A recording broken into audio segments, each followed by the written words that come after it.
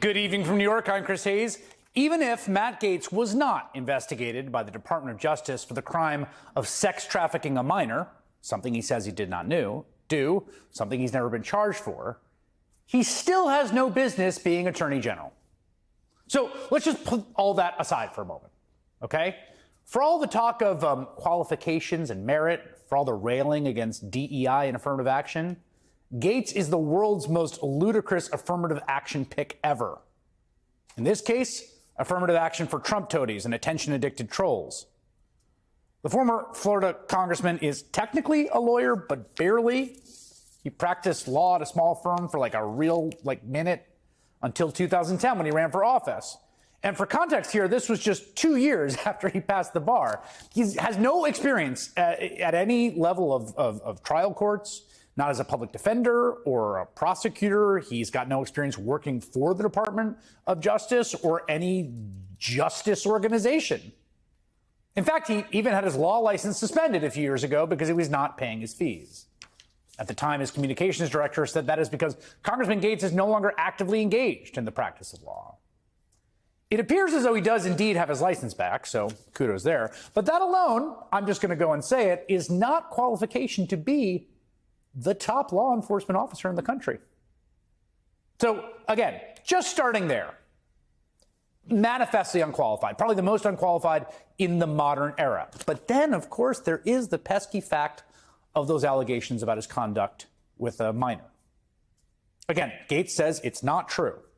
We know the House Ethics Committee is sitting on what is apparently a pretty damning report into the matter.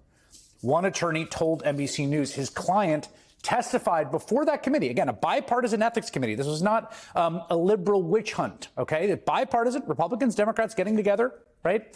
Testified before that committee that she witnessed Gaetz having sex with a minor at a 2017 party. What did your client witness at this party? She was walking outside to the pool, and she observed to her right her friend, who was 17 at the time, having sex with Representative Gaetz. Did your client believe that Gaetz at the time knew that her friend was underage? Yeah, so the House was curious about that. She testified that her belief was that Representative Gaetz had no knowledge that she was under 18, that she was 17 years old at the time he was having sex with her.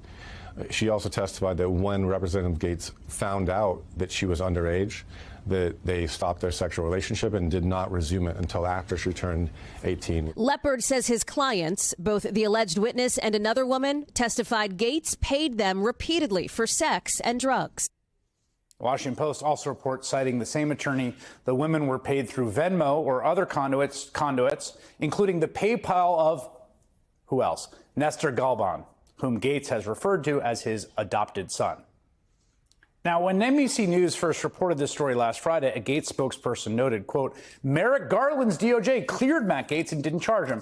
But it's important to note that while Gaetz was not charged with DOJ, and that is true, and that they did look into these charges, that's not the same thing as being cleared. Now, despite all this, or really, who knows, maybe because of it, Donald Trump is standing by his man. Mr. President, are you reconsidering the nomination of Matt Gaetz? No.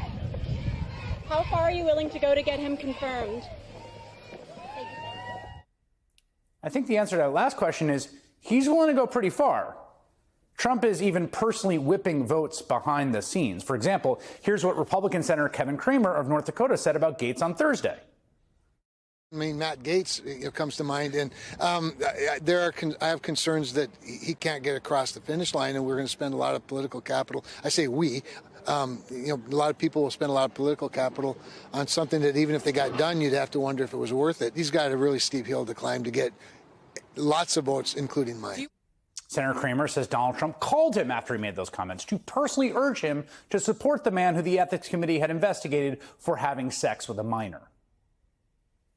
For what it's worth, Cramer says he is skeptical but open to the nomination. Maybe we'll learn some new things about the circumstances under which that investigation happened and the allegations at the center of it.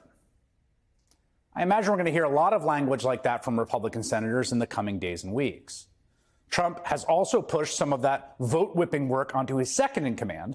The Financial Times reporting that J.D. Vance, a devout Catholic, man of God, is set to act as something of a Sherpa to guide Gates' expected nomination through the Senate, as well as that of Fox News weekend host Pete Hegseth, who Trump wants to return to the Defense Department. There's a whole other story about Hegseth we won't get into now. Trump's co-president, Elon Musk, also helping out. He is out there comparing Gates favorably, I think, to Judge Dredd, a fictional character from a comic book set in a future American dystopia where democracy has been canceled and fascist so-called judges rule over the population and are permitted to act with near impunity as judge, jury, and executioner. That's the model that Elon Musk says Gates embodies and why he should be head of the Department of Justice. So far, it's unclear how effective this lobbying campaign has been. Some senators have said they're reserving judgment. They'd like to see the House Ethics Committee reporting to Gates.